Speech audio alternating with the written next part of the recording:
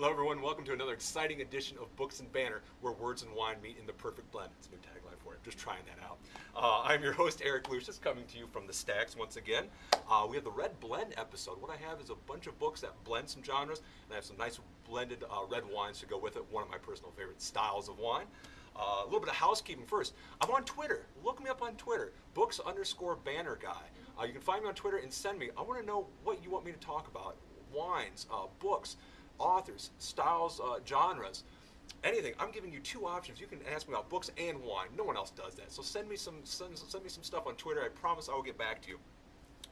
Next up, Steve Barry, June 18th. We still have tickets available for him. Call the library. We'll get you set up with those.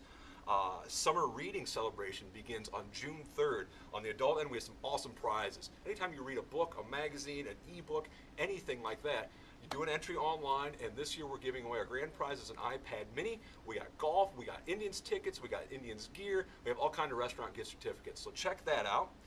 Some new books coming out. Inferno, Dan Brown's Inferno, going to be huge. There's about 800 people on the waiting list. We do have it in our lucky break section. So if you're one of those lucky people that get it, go ahead and grab it. I want to hear too, what do you think about Dan Brown? You hear a lot in the media, in the publishing world, people that really like him and people that just loathe him. So we have him in Lucky Break. Look up that one.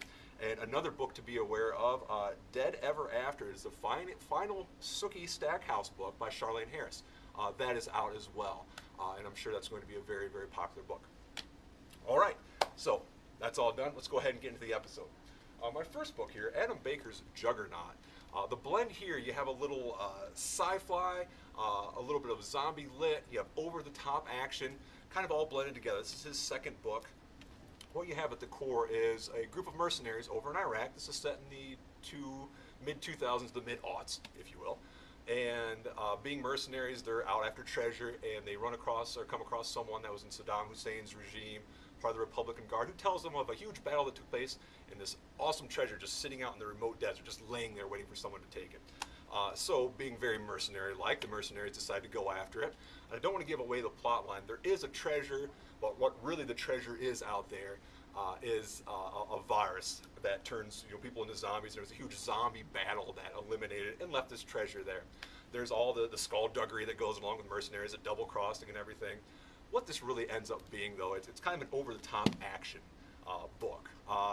John Ringo fans, I think, are going to like this. Anyone of fans of military sci-fi, James Rollins fans, Clive Cussler, because it does have that adventure part into it. I think you would enjoy this book. It was a little bit too over the top for me. The violence was, a very, very heavy shoot 'em up type of thing. It got a little bit old for me. I wasn't a huge fan of this book, but I think there's definitely an audience for it. As far as the zombie lit goes, that was a very popular genre. I'm starting to see it die off a little bit.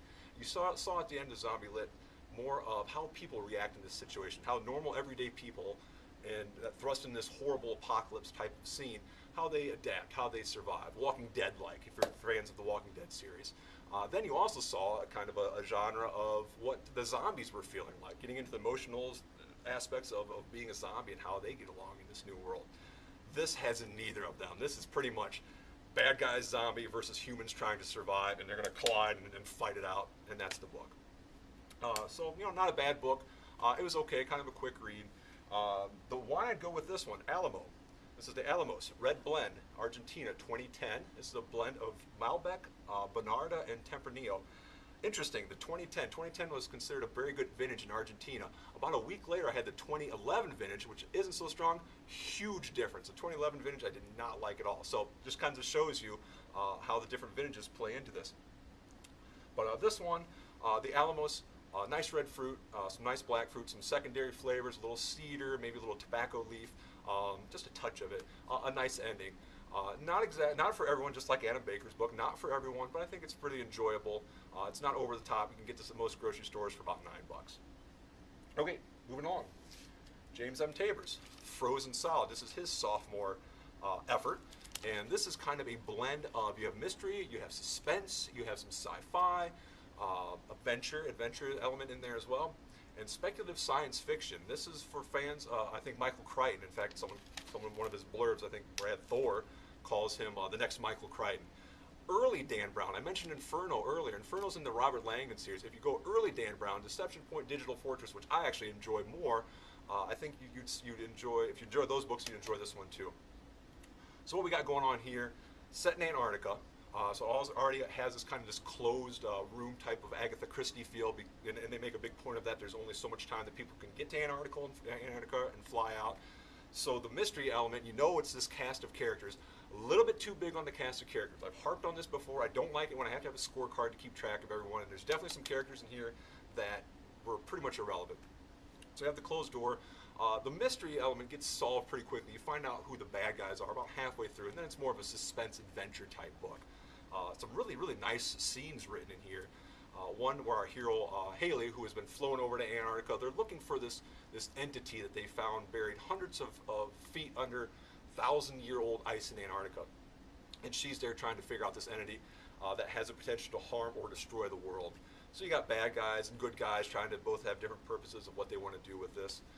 But anyway, nice adventure scene. Hallie's doing a deep sea dive. A lot of scientific and technical stuff about deep sea diving if you're into that. And she has some problem with her gear.